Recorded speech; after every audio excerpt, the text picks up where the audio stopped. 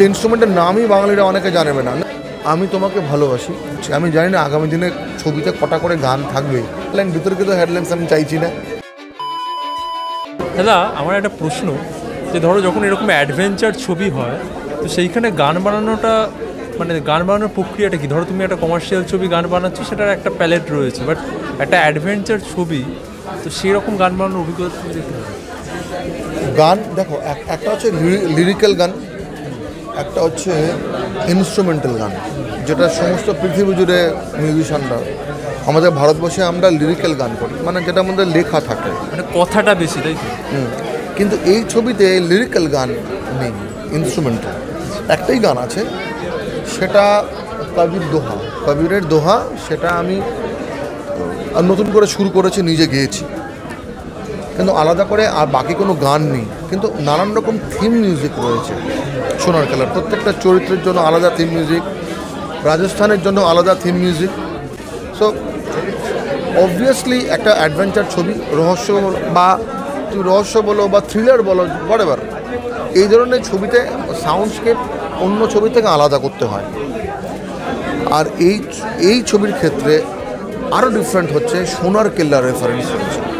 পুরোনো দিনের যে সোনার কেল্লা রয়েছে ওটার না, তার মানে গল্প নতুন, কিন্তু সোনার কেল্লার মুকুল এই ছবিতে রয়েছে, মুকুলের চরিত্র রয়েছে। তার মানে বাঙালির তখন ছবিটা দেখবে, বাঙালির সত্যজিৎ বাবুর সোনার কেল্লা মনে পড়বে।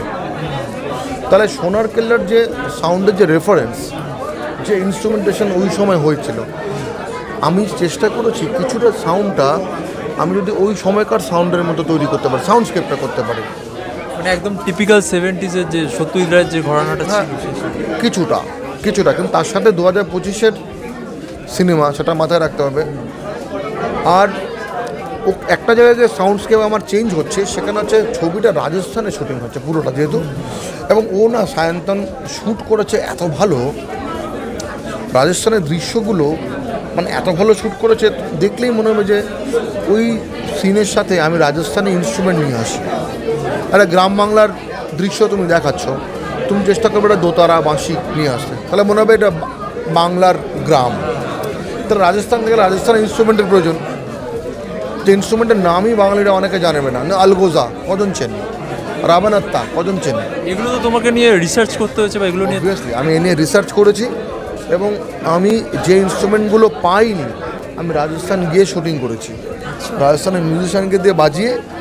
সেটা তো সিনেমার এই সোনার কেল্লা জগতের সাউন্ড ফিল্ম, মানে ফিল্ম স্কোর, মিউজিক স্কোর আমার জন্য নতুন অভিজ্ঞতা, আমি দারুণ এনজয় করেছি। এরকম ছবি আমি এর আগে করিনি।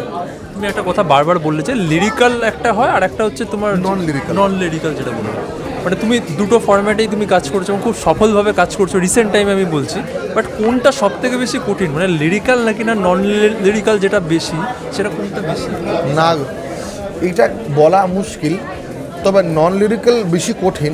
তার কারণ হচ্ছে লিরিক্সে তুমি সরাসরিভাবে তুমি বলছো যে আমি তোমাকে ভালোবাসি, হ্যাঁ, তোমাকে ছাড়া আমি বাঁচবো না, এই কথাটা তুমি মুখে বলছো, সেটার পিছনে মিউজিক দিলে ইমোশনটা আরেকটু বিল্ড আপ হবে।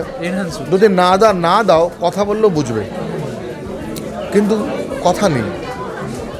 চার্লি চ্যাপলিনের সিনেমা, ডায়লগ নেই, মিউজিক, ইনস্ট্রুমেন্ট আর দৃশ্য তা দিয়ে ফোটানো হচ্ছে। মানে অনেকটা রাগ সঙ্গীত ঘরানার, মানে যেটা উচ্চ, না রাগ সঙ্গীত নয়, ইনস্ট্রুমেন্ট, তুমি ইনস্ট্রুমেন্টের মিউজিক, তার যে সুর, তোমাদের কথা দেবে না, কিন্তু ওই সুরের মধ্যে দিয়ে তুমি ব্যথা, আনন্দ, রহস্য সব ফুটিয়ে তুলবে তুমি।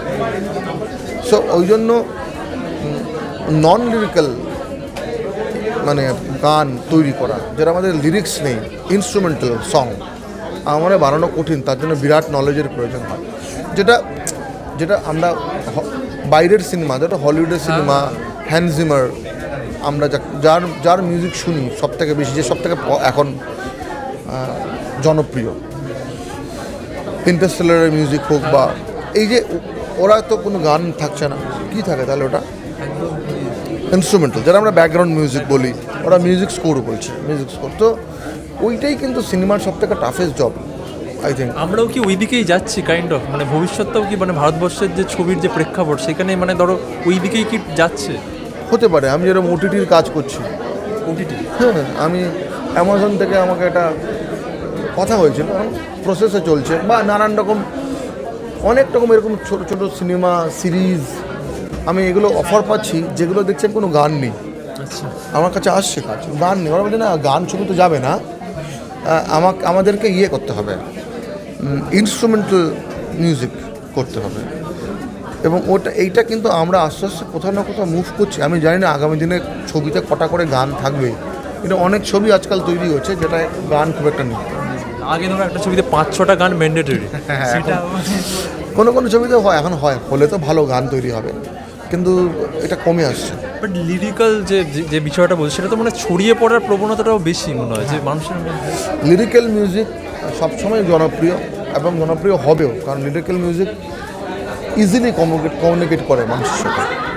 আর তোমার যেটা লাস্ট, যেটা আগের বছর মানে একটা তুমুল জনপ্রিয় হয়েছিল কিশোরী গান, মানে ভেবেছিল যে এরকম হবে, বা মানে এক্স্যাক্টলি না গো, এটা গান তৈরির সময় না এগুলো মানে ভাবাটাই ভুল যে গান আমি বানাচ্ছি জনপ্রিয় হয়ে যাবে। জনপ্রিয় হওয়া গানের একটা ডেস্টিনি আছে।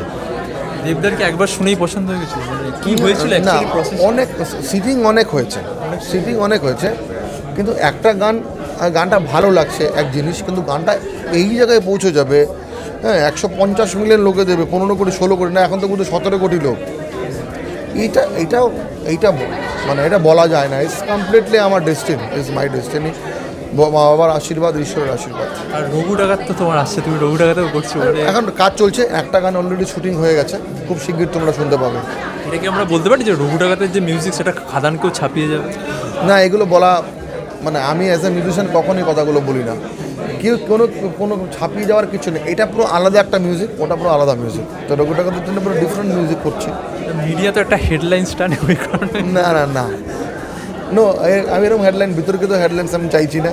খুব স্বাভাবিক, ওটাও খুব ভালো কাজ হচ্ছে। আশা করছি যে মানুষের খাজানের মতোই রঘু ডাকাতের গানও মানুষের ভালো লাগবে। তুমি অ্যাজ এ ধরো মিউজিক ডিরেক্টর, তুমি যখন দেবের সাথে কাজ করছো, মানে কি আলাদা কি দেখেছো অ্যাজ এ মানে প্রডিউসার বলো, দেবদা as a producer, as a actor, দেবদা খুব মানে হাইলি ডেডিকেটেড, মানে এতটা ডেডিকেটেড হওয়া ডিফিকাল্ট আছে। মানে সারাদিন ক্লান্তি, 14-15 ঘন্টা কাজ করার পর আমি যখন খাজানের ব্যাকগ্রাউন্ড মিউজিক করছি, রাত 1টার সময় আমার বাড়িতে আসে, ভোর রাত অবধি আমার সাথে বসে থাকছে, পরের দিন আবার শুটিং করে আবার আসছে। পুরো ছবির মিউজিক মেকিংয়ে দেবদা ছিল আমার পাশে সর্বক্ষণ, এবং নিশ্চয়ই প্রত্যেকটা ডিপার্টমেন্টেই লোকটা ছিল। সো ক্রিয়েটিভ ডিরেক্টর হিসেবে হাইলি ডেডিকেটেড, মানে ভালো কাজ করার জন্য লোকটা সব করতে পারে, এটা দেবদার স্পেশালিটি। এবং ছবির দিক দিয়েও তো মনে হয় খাদানের থেকে রঘু ডাকাত মানে অনেক বেশি গ্র্যান্ডার, অনেক বেশি একটা। আমি আপাতত শুনছি যে রঘু ডাকাত আরও বড় করে হচ্ছে। এখন তো ছবি আমি পুরো দেখিনি, কিন্তু রঘু ডাকাত সত্যি খুব বড় ছবি, মানে বাংলা এরম ছবি আমার মনে হয় বাঙালি এর আগে পাইনি। রঘু ডাকার মতো বড় ছবি বাঙালি দেখেন। এবং তোমার থেকেও লোকে এক্সপেকটেশন, একটা বিরাট এক্সপেকটেশন লোকে তাকিয়ে থাকবে যে কিশোরের মধ্যে একটা বিরাট বড় হিট। মানে কিশোরী কিন্তু মানে নাম্বার আমি ছেড়ে দিচ্ছি, ভিউজ ছেড়ে দাও, মানে প্রচুর, মানে ধরো আমি যাদেরকে টিউশনই পড়াই তারাও দেখছি ওই গানটা গাইছে, মানে এই যে হৃদয়ে এতটা শুনতে পারছি। কিশোরী গান সত্যি সত্যি বাঙালির বাড়িতে আটকে গেছে, মানে ভিউজ টিউজের বাইরে ভিউজ টিউজে হবে। আমি তোমায় বললাম না যে এই কিশোরী গানটা যে জায়গায় পৌঁছেছে, এই জায়গায় পৌঁছানো এটা মানে কোনো ক্যালকুলেশন দিয়ে হবে না। এটা গানের ডেস্টিনি, গানের ভাগ্য, সাথে খাদানের ভাগ্য, আমরা যারা কাজ করতে আমরা সবার ভাগ্য।